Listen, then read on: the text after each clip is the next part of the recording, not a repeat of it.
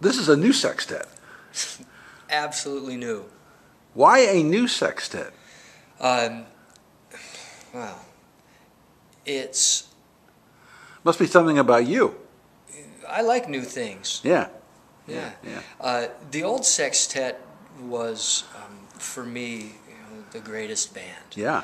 And it still is. The things that we recorded, the gigs that we played for me were, a lot of, my own musical development is represented in that band, and I love that band. The reason for a new band is just a lot's happened in the interim between, I went to Europe and came back, and there's just a new type of music that I want to be able to express. I really want to work with players that are, coming from a different angle, thinking of different things. Like in this band, there's two people that have been my students for years that have just developed into my favorite players. Who are they? Nicole Glover and John Lakey. Now there's so much buzz about Nicole Glover. What is it that you love about her? I mean, to be in your band is that's you got to be a player. Well, yeah, you got to be a player to begin with. Yeah, there's no question about that. Yeah. But there's other qualities that are so important to me, and probably the biggest one, and what I'd like to ultimately get to in our discussion, is really what this band means to me in the evolution of the way I hear music. But to bring it to Nicole, she understands so much more about the music than just being a great tenor player. And she has a work ethic, a dedication to becoming a great musician that's really rare. She works at being a great musician. She doesn't go, oh, I'm gifted, and and I can play, and so I'm just going to play. She works every day hard to become a better and better musician all the time, and I value that a lot. And the result is that she becomes a better and better musician all the time.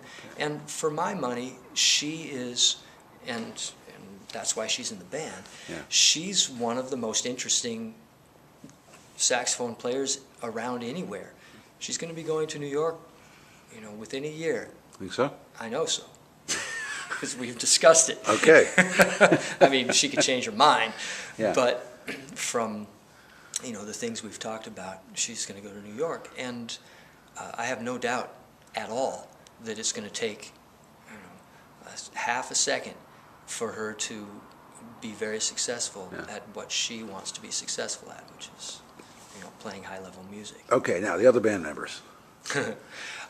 John Lakey, similar position, just a young player who has... And he plays bass. Bass. And he's so dedicated that he's just skyrocketed in his ability to the point where I want him in the band. Yeah. He's the guy I want in the band because he's so on a trajectory to becoming one of the best bass players out there. Wow. That's three.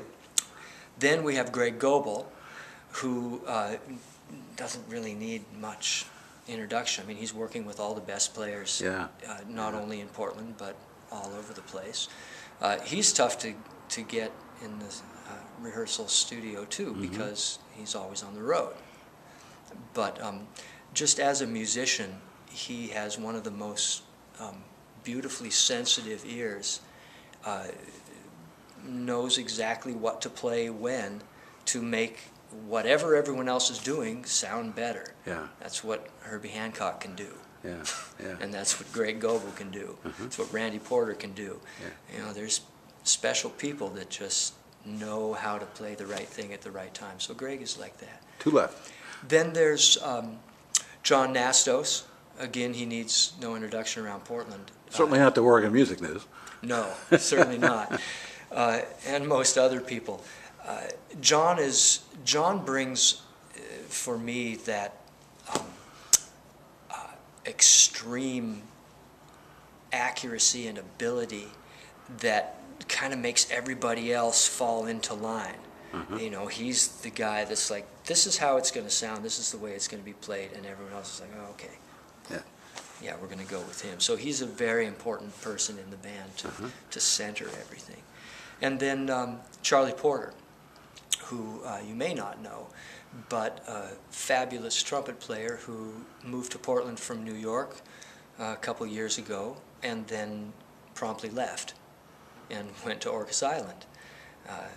Apparently, he has more important things to do than stay in Portland and play with us. So, might have something to do with his wife. Could be. That's why we all do the things we do. Other people are important to us.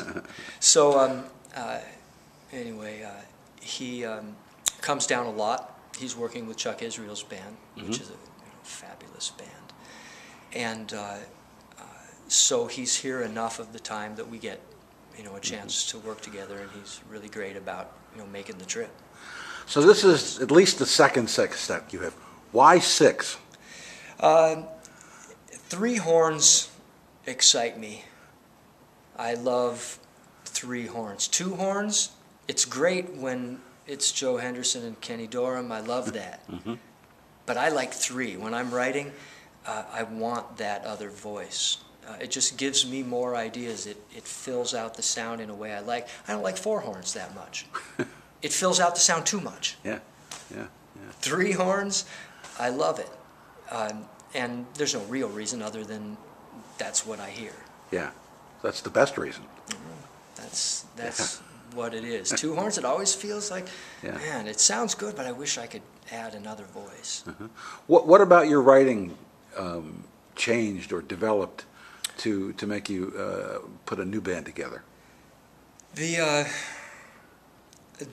direction, I think, has been influenced by a lot of the music that I've come into contact with and been thinking about lately. And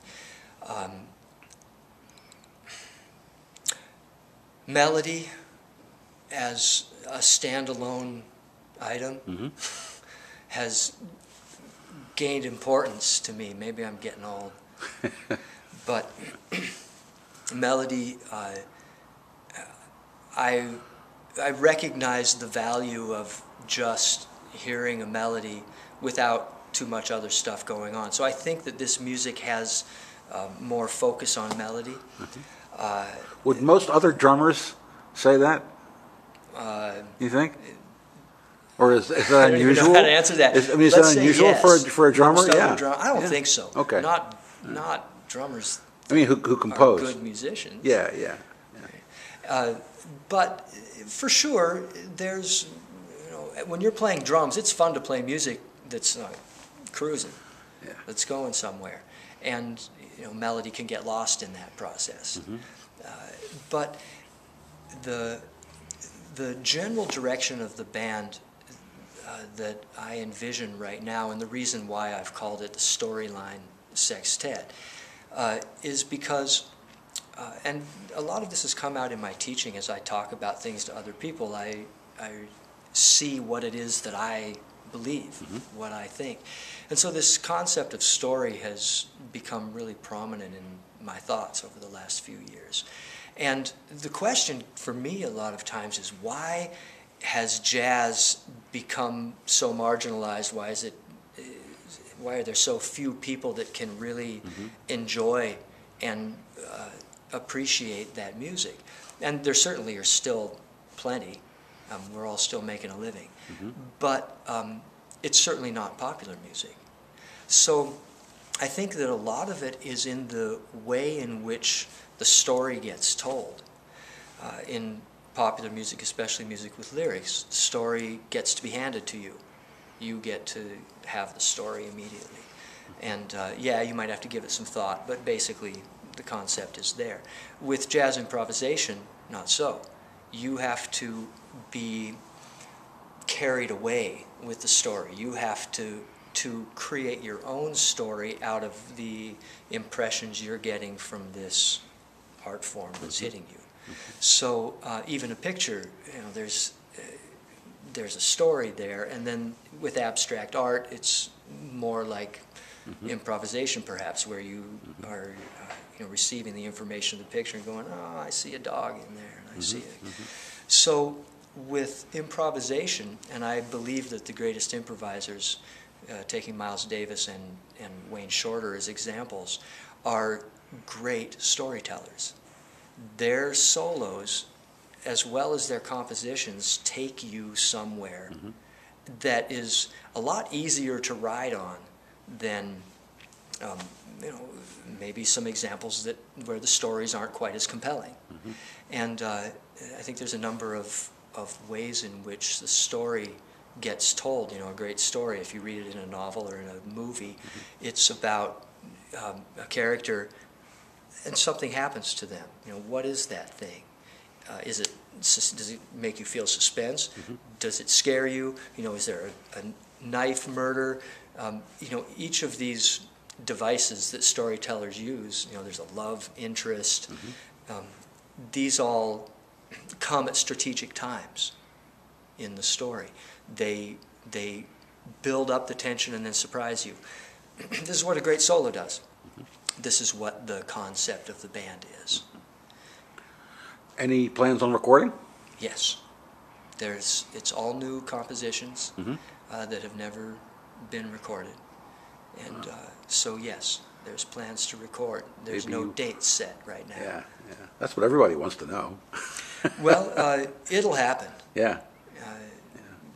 It always happens. Always happens. Well, good luck on the gig, and best of luck with the band, and everybody's pretty much excited to hear them. Thanks. I'm really excited. It'll be the first time.